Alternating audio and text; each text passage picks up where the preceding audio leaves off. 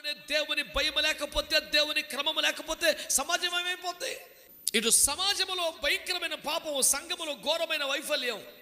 ఈ పరిస్థితులను చూసి దేవుని ఉగ్రత దిగి వస్తుందేమో, దేవుని కోపం దిగి వస్తుందేమో అని భక్తులు కొందరు భయపడుతున్న వేళ ప్రభు మాట్లాడిన మాట, నిజానికి నేను కోపాన్ని కుమ్మరిద్దాం అనుకున్నాను, ఉగ్రతని కుమ్మరిద్దాం అనుకున్నాను, కానీ ఒక అవకాశం.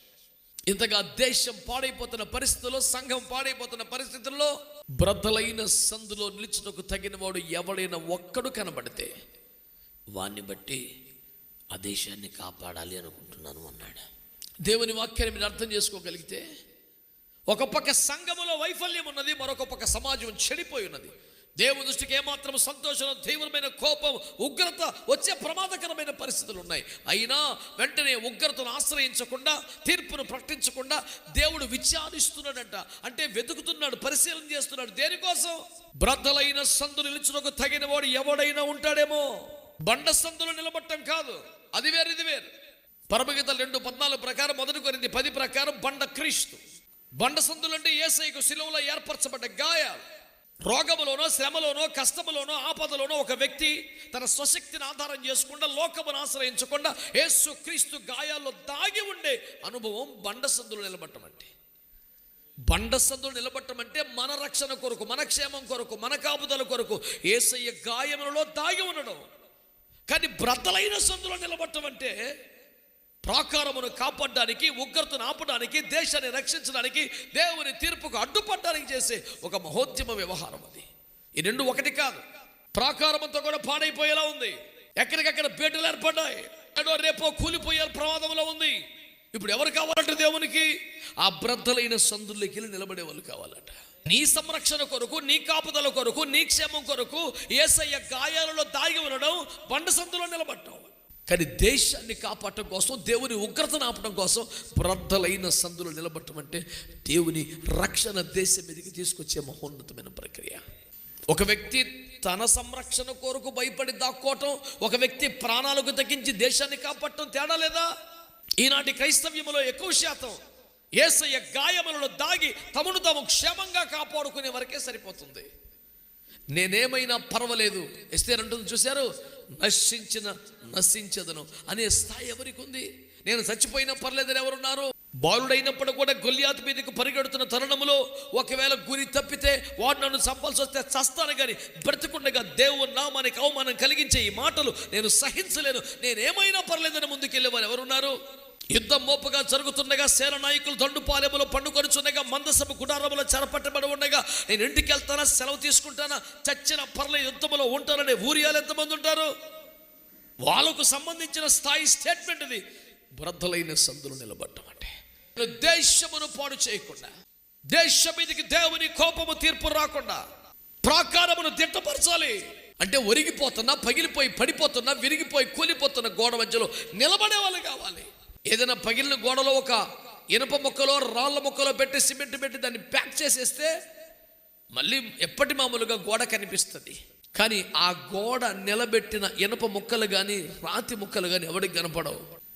అంతా సమానంగా మంచి గోడ మాత్రమే కనపడుతుంది. బ్రద్దలైన సందులో నిలబడే వాడికి ఘనత రాదు, పబ్లిసిటీ ఉండదు, కానీ వాడి వల్లే గోడ నిలబడితే. దేశం మీదకి దేవుని ఉగ్రత ఎప్పుడు వస్తుంది? దేశం ఎప్పుడు ప్రమాదంలో పడుతుంది? బ్రద్దలైన సందులో నిలబడేవాడు లేకపోతే, అంటే వాడు దొరకకపోతే. సంఘమేమో సేవ విఫలమైపోయింది, సమాజంలో సేవ భయంకరమైన పాపం ప్రజలు మూటగట్టుకుంటున్నారు. ఈ సమయంలో దేవుని కోపం దిగివచ్చే ప్రమాదం ఉంది. ఎవరు ఆపగలరు? పగిలిపోయినటువంటి, విరిగిపోయిన గోడల మధ్య ఎవరు నిలబడతారు? బ్రద్దలైన సందులో నిలబడేవాడేడి? ఈ గోడకి, ఈ పొగులికి, ఆ పొగులికి మధ్యలో నిలబడి గోడ నిలబడేలాగా చేసేవారు ఎవరు? నాకు ఘనత లేకపోయినా, నాకు ప్రఖ్యాతి రాకపోయినా, నేను ప్రసిద్ధిని అందకపోయినా, నా వలన గోడ నిలబడితే చాలు అని తాపత్రయపడేవారే. విగ్రహారాధన చేసి దేవునికి కోపం ఇశ్రాయేలు ప్రజలు రప్పించినప్పుడు, దేవుని కోపం బయలుదేరి ఇంచుమించు 3000 మంది తలలో తెగిపడి రక్తం ప్రవహిస్తున్న ఘోరమైన ఉగ్రతా సమయంలో మోషే త్వరగా లేచి వచ్చి నిలబడంటాడు, అయ్యో నువ్వు వారి పాపాలు క్షమిస్తే సరే, లేకపోతే నా పేరు కూడా తీసే. ఎవడు పాపం చేస్తాడో వాడి పేరు తీసేస్తా, నీ పేరు నువ్వు తీసేస్తాను అని దేవుడు మాట్లాడితే, నా జనులందరూ నరకానికి వెళ్ళిపోయాక నేను ఒక్కరిని మాత్రం పరలోకం వచ్చిన నాకేం సంతోషం ఉంటుంది. నాకు వాళ్ళే గుర్తొస్తూ ఉంటారు. నాకు వద్దులే బాబా పరలోకం, నా ప్రజలు ఎవరో లేని పరలోకం నాకెందుకు, వాళ్ళక్కడికి వచ్చినా సరే వాళ్ళే గుర్తొచ్చిన ఒక రోదనే, పరలోకంలో కూడా ఏడిపే, నాకు వద్దది, నా పేరు తీసేయి. మోషే పేరు తీసివేయలేక ఇప్పుడు ఏం చేయమంటావు మరి? వారిని క్షమించి ఒక్క అవకాశం అయ్యా, సర్లేపో అన్నాడు దేవుడు. దాన్ని 106వ కీర్తన 23వ వచనంలో ఏమని రాశాడు తెలుసా? మోషే ఆ రాత్రంతా దేవునికి అడ్డుపడ్డాడు. ఆమేన్, ఆమేన్. దేవుని వద్ద అడుక్కోవటానికి, దేవుని వద్ద పొందుకోవటానికి, దీవెనలు పొందడానికి, ఆశీర్వాదాలు పొందడానికి కుప్పలు తెప్పలు జనం ఉన్నారు, కోట్ల మంది ఉన్నారు. కానీ దేవుని కోపాన్ని ఆపడానికి, తీర్పును ఆపడానికి, దేవునికి అడ్డుపడటానికి ఎవరున్నారు? అన్నాడు, బ్రద్దలైన సందులో నిలుచుటకు తగిన వారు ఎవరైనా కలరేమని ఎంత విచారించాను. దేవుడు ఏం వెతుక్కుంటున్నాడు? ఎవరు బాగా కానుకలు ఇస్తారనా, ఎవరు బాగా తన గురించి ప్రసంగిస్తారనా, తన పేరిట ఘనమైన కార్యక్రమాలు ఎవరెవరు చేస్తూ ఉంటారనా, తనకు ప్రసిద్ధి కలిగజేసే క్రమంలో వారే ప్రసిద్ధిని పొందే వింత వింత కార్యక్రమాలు ఎవరు చేస్తుంటారనా? దేవుడికి ఎవరు కావాలి? నేను కనబడకపోయినా పర్వాలేదు, నాకు పేరు రాకపోయినా పర్వాలేదు, నాకు ప్రఖ్యాతి కలగకపోయినా పర్లేదు, ఈ ప్రాకారం బ్రద్దలైపోయింది, ఈ సందులో నిలబడితే, ఆ గోడ నిలబడితే, దేవుని కోపం ఆగితే, దేవుని ఉగ్రత తాగితే నాకు అదే చాలని దేశమును కాపాడుకొనుటకు, దేశం మీదకి రక్షణ తెచ్చుటకు, దేవుని ఉగ్రతను ఆపుటకు, దేవుని బిడ్డలారా బ్రద్దలైన సందులు నిలుచుటకును, ఉగ్రతకు ఎదురు వెళ్ళుటకును సమర్పణ కలిగిన వాడు కావాలి. దూషించే వారిని సైతం ప్రేమించే ఉన్నత నైజం, దేశంకై ప్రార్థించేది క్రైస్తవ్యం. దూషించే వారిని సైతం ప్రేమించే ఉన్నత నైజం, దేశంకై ప్రార్థించేది క్రైస్తవ్యం. మతం కాదిది సన్మార్గం, క్రీస్తు నేర్పిన సౌశీల్యం. మతం కాదిది సన్మార్గం, క్రీస్తు నేర్పిన సౌశీల్యం. ఇది ప్రాచీనం కాదు పాశ్చాత్యం, ఇది ప్రాచీనం కాదు పాశ్చాత్యం.